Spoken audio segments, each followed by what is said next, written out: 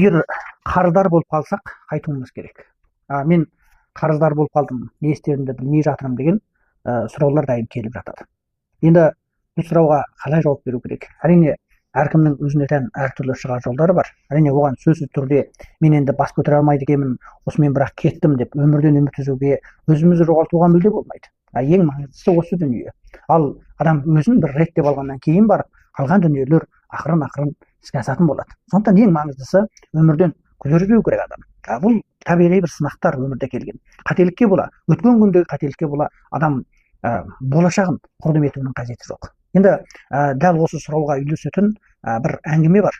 Бабылдық түйе сатушы дейміз. Соның 5000 жылдың алдында Табасар деген бір жігіт болған ғой. Енді сол жігіт жаңағы аспа-төк ысырапшылдықтың салдарынан, өзінің бар ақшасын дұрыс пайдаланбаудың салдарынан, өзінің бар байлығынан айырылады дағы зор қарыздар болып қалады. Сосын қарызын қайтара алмай, ақыры жаңағы өзінің атамекенінен қашып кетуге де мәжбүр болады. Кейін тіпті құл болады. Сол кезде жаңағы соның қожайынның айтқан сөзі бар да, ол сұрайды сенен, егер бірнеше жыл өтіп сен оны қайтармауға талпынсаң, онда сенің жаныңның құл қатам болғаны. Ер адам өзінің абыройын ойлауы керек дейді. Ал қарызды өтемейтін адамда абырой қала ма дейді. Менің қолымнан не келеді? Бүгін мінекей Сирияда құлдықта жүрген жоқпын бар дейді жаңағы Табасар. Сонда жаңағы қожайын айтады, ендеше Сирияда мәңгі құл болып қала бер дейді. Мен осал емеспін. Ендеше дәлелде. Қалайша дәлелдейсің? Сенің патшаң кез келген жаумен қандай тәсіл болса да күреспей ма? Ал сенің дұшпаның қарызың, онда сол қарыздарың сені Бабылдан қуды емес пе? Демек, ол сенен мықты болған. Егер сен ерлерге тән қайсарлықпен онымен күрескеніңде, оны тізе бүктіріп, жерлестеріңнің алдындағы абыройыңды тіктейтін едің ғой дейді. Мендегі жан кімге тән? Құлға ма, әлде ерікті адамға? Сенің дұшпаның ол қарызың дейді. Сөйтіп, Табасар сол құлдықтан құтылады дағы ақыры Бабилонға келеді. Бабилонға келіп, өзінің қарыздарын бірталдан қайтарып шығады. Енді сол Табасардың қарыз қайтару барысындағы бастан кешкендерін жинақтай отырып, біз қарыз қайтару барысында біраз дүниелерді реттеп алып шығуымызға болады. Мұнда біріншісі адам шашырамау керек. Жаңа жоғарыда айттым да, мен қарыздар болып кеттім, өмірім осымен аяқтап кетті, мен енді бас көтере алмаймын деп, адам өмірден үміт үзуіне, шашырауына болмайды. Бұл ең маңызды дүние.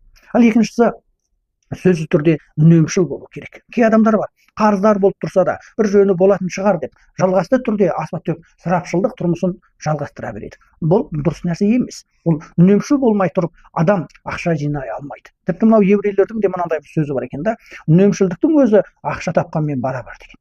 Ал сосын үшінші бір дүние болатын болса, ол табандылық. Егер де бүгін сіз белгілі бір жұмыспен шұғылданып отырған болсаңыз, немесе белгілі бір қызметіңіз бар болған болса, сол қызметіңізді табысты түрде, табанды түрде жалғастыруыңыз, ары қарай істеуіңіз керек.